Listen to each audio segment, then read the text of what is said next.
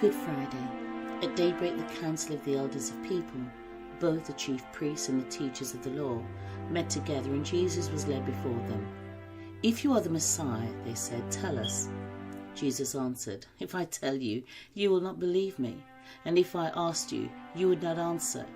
But from now on the Son of Man will be seated at the right hand of the mighty God." They all asked, "Are you then the Son of God?" He replied, "You say that I am." Then they said, "Why do we need any more testimony? We have heard it from his own lips." So they bound him, led him away, and handed him over to Pilate the governor. When Judas, who had betrayed him, saw that Jesus was condemned, he was seized with remorse and returned the 30 pieces of silver to the chief priests and the elders. "I have sinned," he said, "for I have betrayed innocent blood." "What is that to us?" they replied. "That's your responsibility." So Judas threw the money into the temple and left. Then he went away and hung himself. The chief priest picked up the coins and said, "It is against the law to put this into the treasury, since it is blood money." So they decided to use the money to buy the potter's field as a burial place for foreigners. While Pilate was sitting on the judge's seat, his wife sent him this message: "Don't have anything to do with that innocent man, for I have suffered a great deal today in a dream because of him." Then Pilate announced to the chief priests and the crowd, "I find no basis for a charge against this man." But they insisted, "He stirs up the people all over Judea by his teaching. He started in Galilee and has come all the way here." And hearing this, Pilate asked if the man was a Galilean. When he learned that Jesus was under Herod's jurisdiction, he sent him to Herod, who was also in Jerusalem at that time. When Herod saw Jesus, he was greatly pleased, because for a long time he had been wanting to meet him. From what he had heard about him, he hoped to see him perform some sort of miracle. He plied him with many questions, but Jesus gave him no answer. The chief priests and the teachers of the law were standing there vehemently accusing him. Then Herod and his soldiers ridiculed and mocked him, dressing him in an elegant robe, and sent him back to Pilate. Pilate called together the chief priests and rulers and the people and said to them, "You brought me this man as one who was inciting the people to rebellion. I have examined him in your presence, and have found no basis for your charges against him. Neither has Herod, for he sent him back to us. As you can see, he has done nothing to deserve death. Therefore, I will punish him and then release him." Then the governor's soldiers took Jesus into the praetorium and gathered the whole company of soldiers around him. They stripped him and put a scarlet robe on him, and then twisted together a crown of thorns and set it on his head.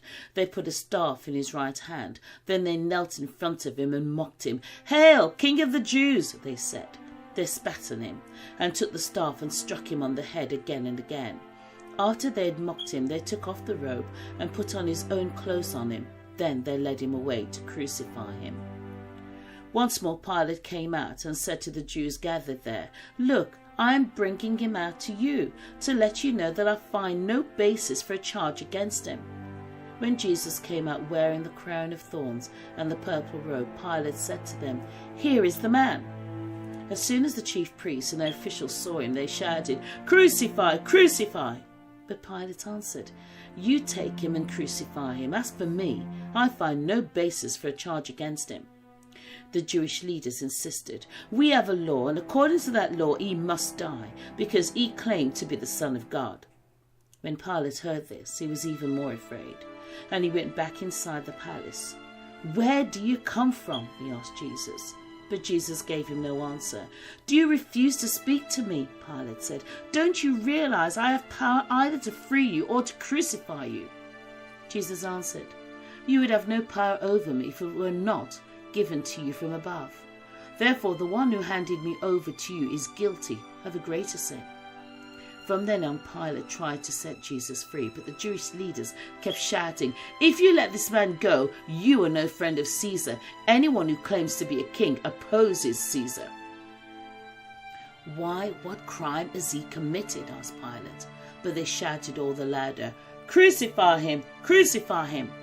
When Pilate saw that he was getting nowhere, but that instead an uproar was starting, he took water and washed his hands in front of the crowd. "I am innocent of this man's blood," he said. "It is your responsibility." All the people answered, "His blood is on us and on our children." When Pilate heard this, he brought Jesus out and sat down on the judge's seat at a place known as the stone pavement, which in Aramaic is Gabbatha. Pilate had a notice prepared and fastened to the cross. It read, "Jesus of Nazareth, the King of the Jews."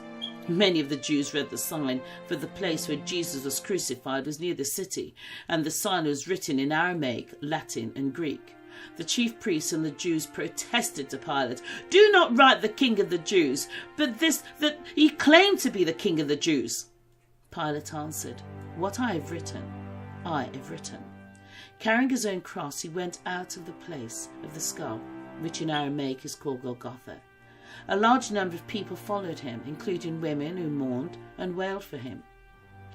A certain man from Cyrene, Simon, the father of Alexander and Rufus, was passing by on his way in from the country, and they forced him. Jesus turned and said to the women, "Daughters of Jerusalem, do not weep for me. Weep for yourselves and for your children. For the time will come when you will say, 'Blessed are the childless women, the womb that never bore, and the breast that never nursed.' Then they will say to the mountain, 'Fall on us,' and to the hills, 'Cover us.' For if people do these things when the tree is green, what will happen when it is dry?" They brought Jesus to the place called Golgotha, which means place of the skull. But all those who knew him, including the women who had followed him from Galilee, stood at a distance watching these things. There they offered Jesus wine to drink mixed with gall, but after tasting it, he refused to drink it. It was 9 a.m. when they crucified him. One of the criminals who hung there hurled insults at him. "Aren't you the Messiah? Save yourself and us." But the other criminal rebuked him. "Don't you fear God," he said. "Since you are under the same sentence, we are punished justly, for we are getting what our deeds deserve, but this man has done nothing wrong." Then he said, "Jesus, remember me when you come into your kingdom." Jesus answered him, "Truly I tell you, today you will be with me in paradise." When the soldiers crucified Jesus, they took his clothes, dividing them into 4 shares, one for each of them, with the undergarment remaining. This garment was seamless, woven in one piece from top to bottom. "Let's not tear it," they said to one another. "Let's decide by lot who will get it." And sitting down, they kept watch over him there. When Jesus saw his mother there and the disciples whom he loved standing nearby, he said to her, "Woman, here is your son." And to the disciple, "Here is your mother." From that time on, this disciple took her into his home. And at 3 p.m, Jesus cried out in a loud voice, "Eli, Eli, lama sabachthani," which means, my God, why have you forsaken me?" Later, knowing that everything had now been finished and so the scripture would be fulfilled, Jesus said, "I am thirsty." A jar of wine vinegar was there, so they soaked a sponge in it, put the sponge on a stalk of the hyssop plant and lifted it up to Jesus' lips. Jesus called out with a loud voice, "Father, into your hands I commit my spirit." When all the people who had gathered to witness this sight saw what took place, they beat their breasts and went away. At that moment the curtain of the temple was torn in 2 from top to bottom, the earth shook, the rocks split. The centurion, seeing what had happened, praised God and said, "Surely this was a righteous man." Now it was the day of preparation, and the next day was to be a special Sabbath. Because the Jewish leaders did not want the bodies left on the crosses during the Sabbath, they asked Pilate to have the legs broken and the bodies taken down. The soldiers therefore came and broke the legs of the first man who had been crucified with Jesus, and then those of the other. But when they came to Jesus and found that he was already dead, they did not break his legs. Instead, one of the soldiers pierced Jesus' side with a spear, bringing a sudden flow of blood and water. The man who saw it has given testimony, and his testimony is true. He knows that he tells the truth, and he testifies so that you also may believe. These things happened so that the scripture would be fulfilled. Not one of his bones will be broken. And, as another scripture says, they will look on the one they have pierced.